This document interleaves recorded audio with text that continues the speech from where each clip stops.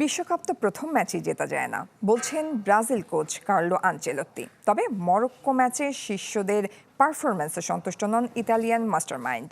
এদিকে midfielder Danilo মনে করছেন ভাগ্য সহায় থাকায় ম্যাচ হারেনি ব্রাজিল। Colgate Max Fresh আছে আইসি কুলিং ক্রিস্টালস যা দেয় ম্যাক্সিমাম ফ্রেশনেস সহ Colgate Max Fresh।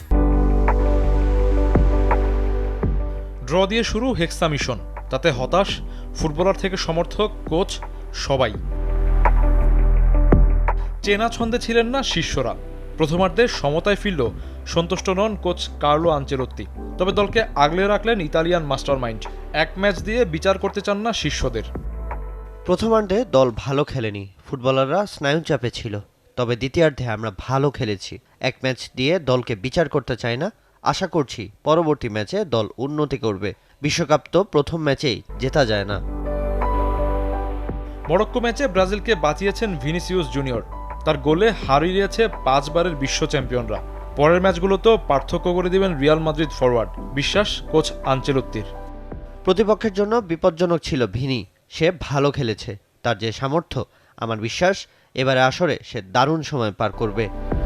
এদিকে মিডফিল্ডার দানিলো আর কাসেমিরো মনে করছেন ভাগ্য সহায় থাকায় প্রথমার্ধে বেশি গোল কনসিড করতে হয়নি ব্রাজিলকে।